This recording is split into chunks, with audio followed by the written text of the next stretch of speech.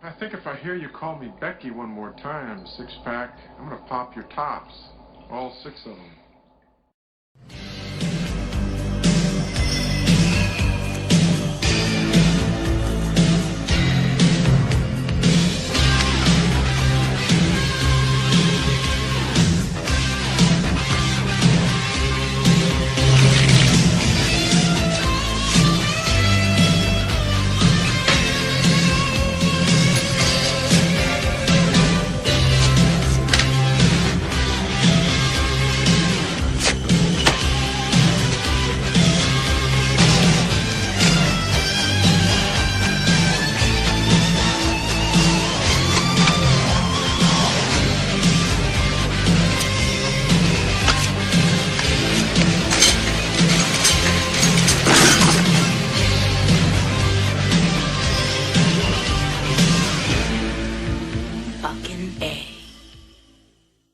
Hey, this is Matt once again. Welcome back to another review. This is another PayPal request for a fan of Eli, who this time wanted me to talk about the 2012 film No One Lives. Now, once again, if anyone is ever interested in sending me a request via PayPal, or if you're ever interested in joining me on my Patreon, where there's certain tiers where based on the tier you can request a video. Either way, feel free. The links will be down below in the info box. But this one, I'm like, it sounded familiar. And then I looked at the director and I went, oh no, this is the guy who did Downrange and Midnight Meat Train. But he also did Versus, which is an interesting, pretty fun, crazy movie. And he did Godzilla Final Wars, which for the most part I enjoyed for how, again, crazy and energetic it was.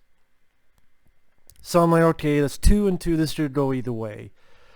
And then this is a WWE Studios. And I went, oh, fuck, no. I liked it. I admit, I liked the movie. It does have its issues, but it has some really good, crazy gore. I liked the lead performance by Luke Evans, which he's probably most famous for being the main bad guy in Fast and Furious 6.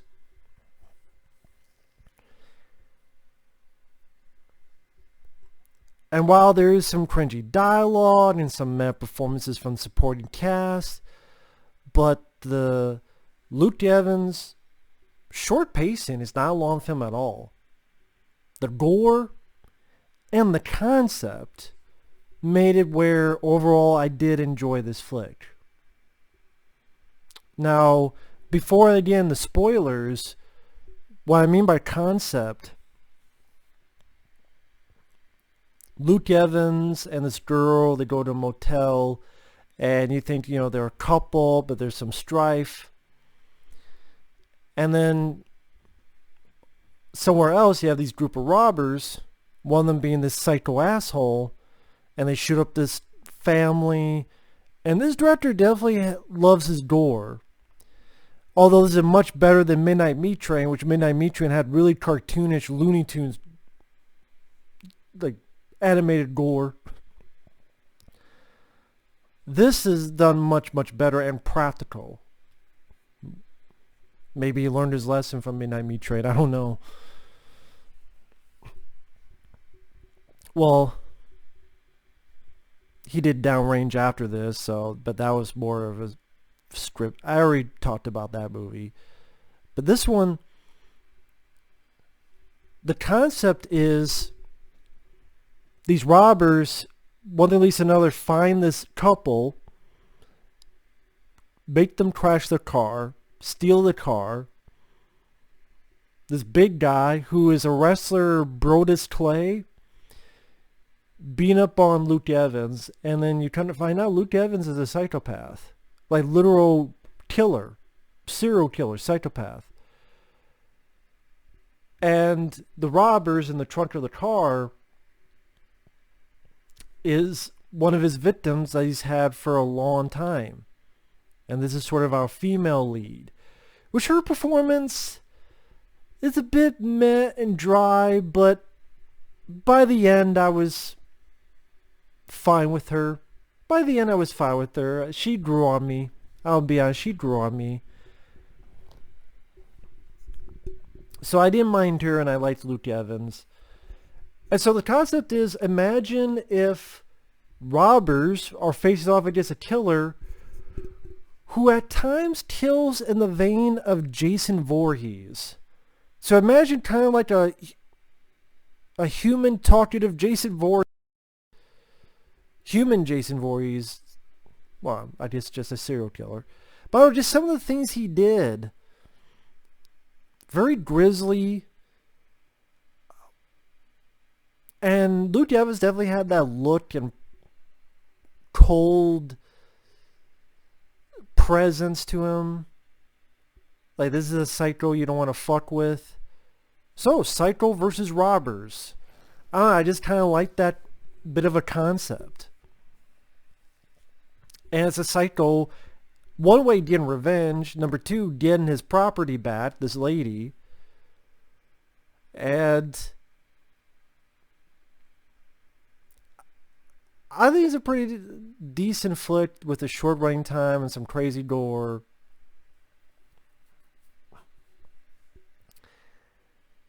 To get more into spoilers,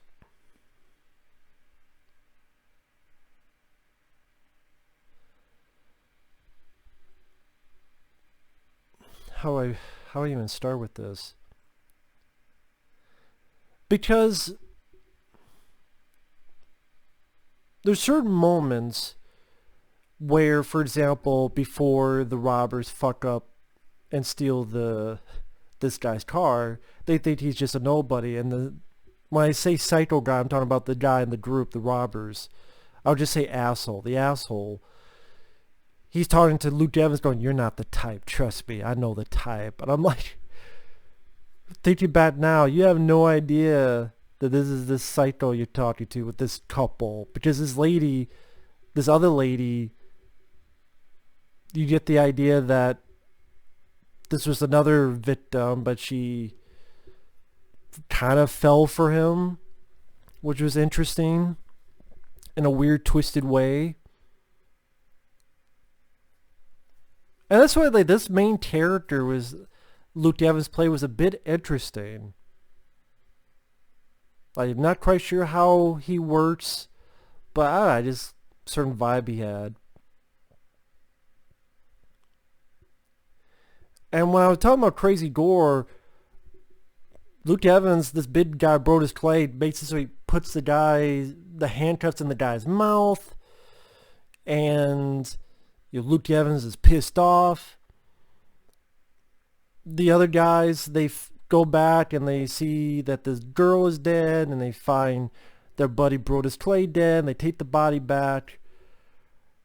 Granted, I don't know how Luke Evans knew they were going to take this body back, but what you come to find out is Luke Evans hid inside the body of Brodus Clay's character. Now, granted, part of me is like, fuck, did the guts and the skeleton go?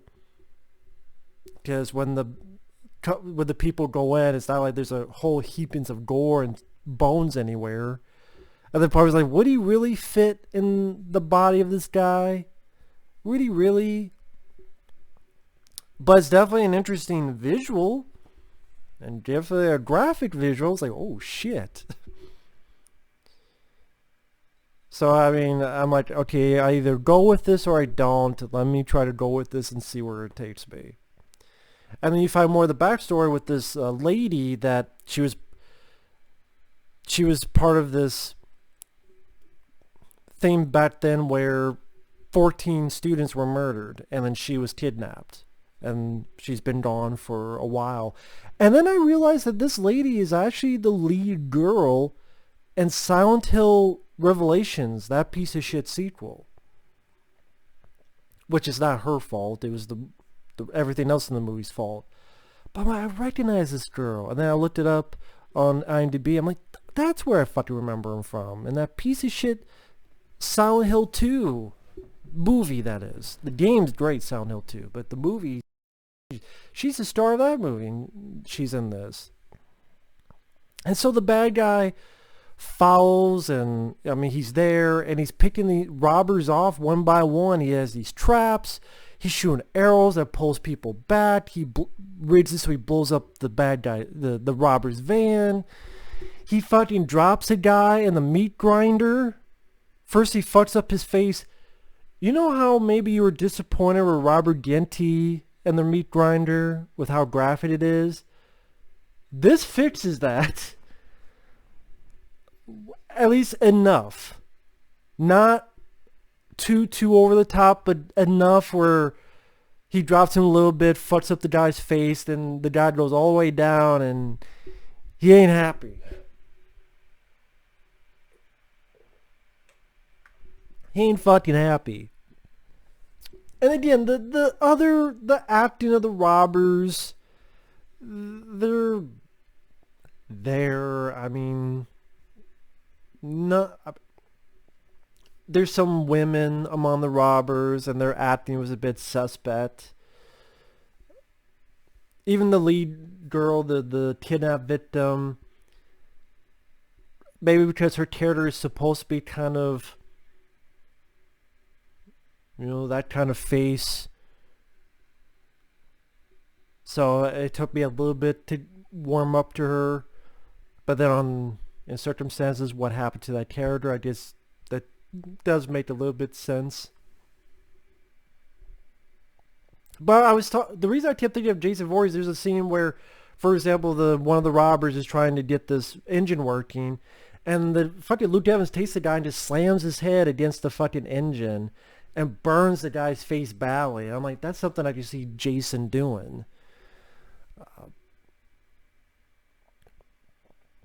Or before that, after he's put that one guy in the meat grinder, there's this big sack in front of the door, and they open it, and it's like, what the hell's this? And of course the asshole kicks it, and a whole bunch of fucking guts just fall from this bag.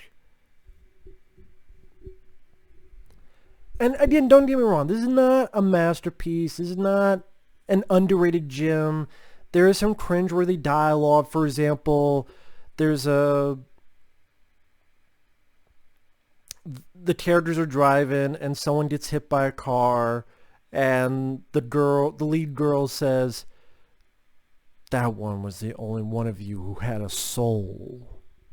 And I went, really? Like, you didn't even have to say anything. Like, some of this dialogue could be better, or just not even there in the fucking first place.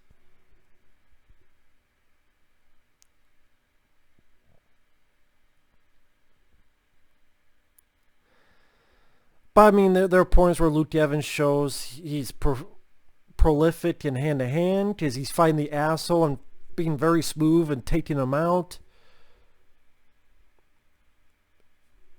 And like I said, even though he's a bad guy, he's kind of interesting because he did like a little flashback where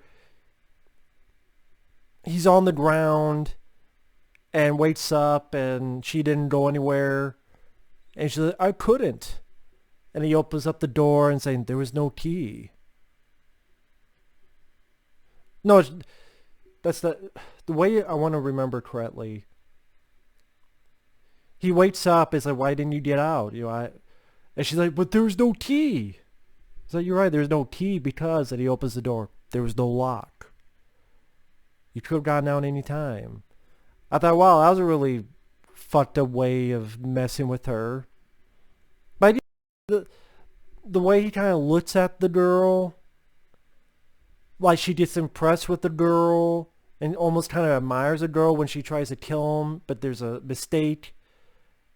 It's like, of course you don't know, this is a pump action for a reason.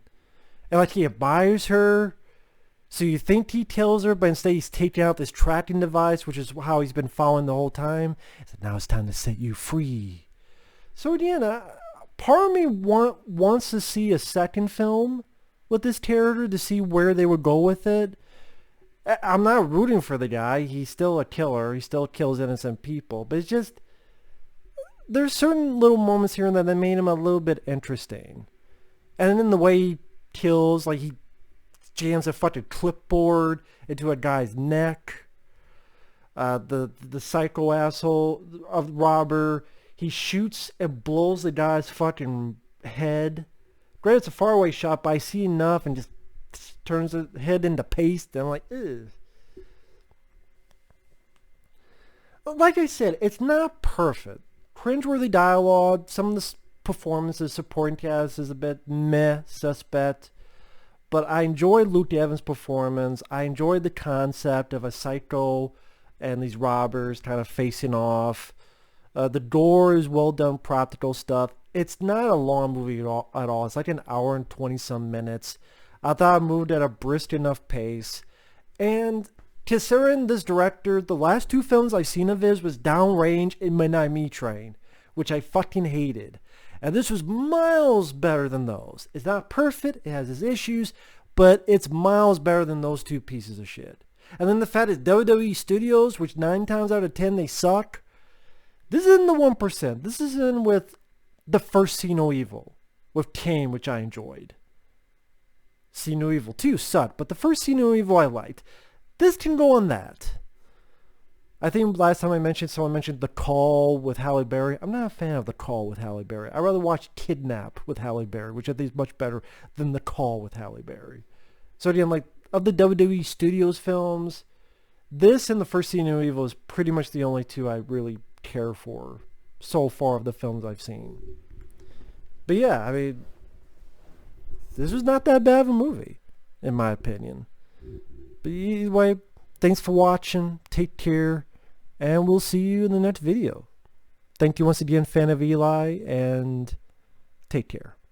Bye-bye.